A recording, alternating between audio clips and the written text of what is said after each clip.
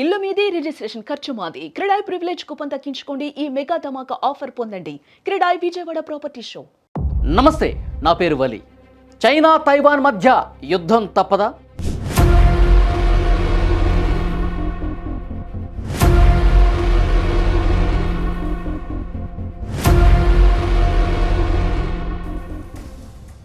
Ukraine Russia యుద్ధం తర్వాత మరో ప్రపంచ యుద్ధం వచ్చే ఛాన్స్ ఉందా?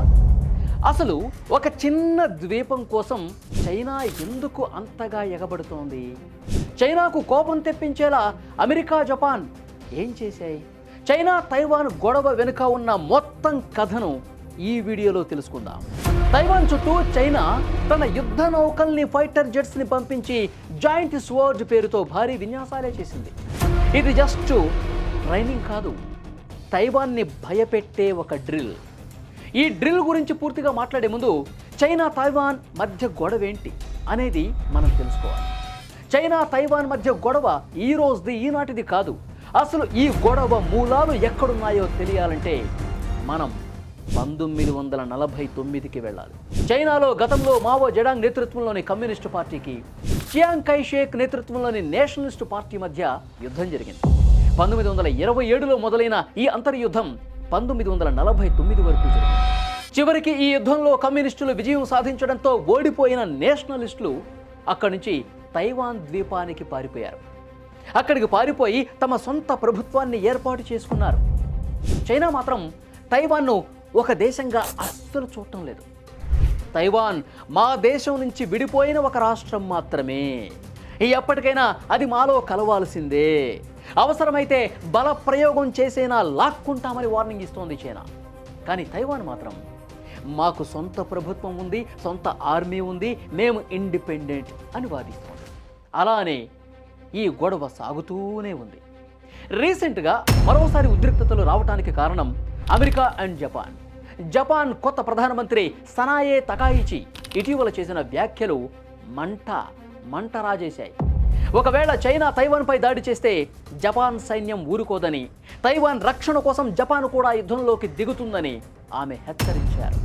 అదేవిధంగా అమెరికా భారీ ఆయుధాల ప్యాకేజీ. ఇటీవల అమెరికా తైవాన్కు $11.1 బిలియన్, అంటే సుమారు 92,000 కోట్ల రూపాయల విలువైన ఆయుధాల విక్రయానికి గ్రీన్ సిగ్నల్ ఇచ్చింది. ఇది తైవాన్ చరిత్రలోనే అతిపెద్ద ఆయుధ ఒప్పందం అన్నమాట. ఇందులో చైనా భూభాగంపై దాడి చేయగల అత్యాధునిక క్షిపణులు కూడా ఉన్నాయి. 1979లో అమెరికా చేసిన తైవాన్ రిలేషన్స్ యాక్ట్ ప్రకారం తైవాన్ తనను తాను రక్షించుకోవటానికి అవసరమైన ఆయుధాలను సరఫరా చేయటం అమెరికా బాధ్యత. అమెరికా నిరంతరం తైవాన్కు ఇలాగే అత్యాధునిక యుద్ధ పరికరాలు విక్రయిస్తోంది. ఆ దేశ సైనికులకు శిక్షణ కూడా ఇస్తోంది. కానీ ఇంత పెద్ద ఎత్తున ఆయుధ సాయం అందించటం చైనాకు అస్సలు నచ్చట్లేదు. వీటికి తోడు తైవాన్ ప్రస్తుత అధ్యక్షుడు లాయ్ చింగ్ తే పట్ల చైనా తీవ్ర వ్యతిరేకత ఉంది. ఆయన్ను చైనా ఒక ప్రమాదకరమైన వేర్పాటువాదిగా చూస్తోంది. ఆయన పదవీ బాధ్యతలు స్వీకరించినప్పటి నుంచి తైవాన్ సార్వభౌమాధికారం గురించి చేస్తున్న వ్యాఖ్యలు చైనాకు ఆగ్రహం కలిగిస్తున్నాయి. అందుకే తైవాన్తో పాటు జపాన్, అమెరికా దేశాలను హెచ్చరించడానికి జనవరి 29వ తేదీ నుంచి డ్రిల్ చేస్తోంది. గతంలో చేసిన విన్యాసాల కంటే ఇది పూర్తి భిన్నమైంది. చైనా ఇప్పుడు కేవలం యుద్ధ విమానాలను పంపటం లేదు, తైవాన్లోని ప్రధాన ఓడరేవులను ఎలా దిగ్బంధించాలి అన్న విషయం మీద దృష్టి పెట్టింది. బయట దేశాల నుంచి తైవాన్కు ఆహారం, చమురు, ఆయుధాలు రాకుండా పూర్తిగా అడ్డుకోవచ్చని ప్రపంచానికి చాటి చెప్పడమే చైనా వ్యూహంగా ఈ డ్రిల్ కనిపిస్తోంది. అయితే ఈ తాజా పరిణామాల నేపథ్యంలో చైనా తైవాన్ను పూర్తిగా ఆక్రమించుకోవాలని చూస్తోంది. అమెరికా ఏమో చైనా దాడి చేస్తే తైవాన్కి రక్షణగా వస్తామని సిగ్నల్స్ పంపిస్తోంది. చైనా ప్రస్తుతం నేరుగా యుద్ధం చేయకపోయినా తైవాన్ చుట్టూ దిగ్బంధం ఏర్పాటు చేసి బయట నుంచి సాయం రాకుండా చేసి లొంగదీసుకోవాలని ప్లాన్ చేస్తోంది. తైవాన్ ప్రజల్లో భయాన్ని నింపటం తైవాన్ అధ్యక్షుడు లాయ్ చింగ్ తే అనుసరిస్తున్న స్వతంత్ర విధానాలు పనికిరావని హెచ్చరించడం ఇక్కడ చైనా ముఖ్య ఉద్దేశం. తాము ఎప్పుడైనా శిక్షణను నిజమైన దాడిగా మార్చగలమని చైనా ఈ చర్యల ద్వారా చూపిస్తోంది.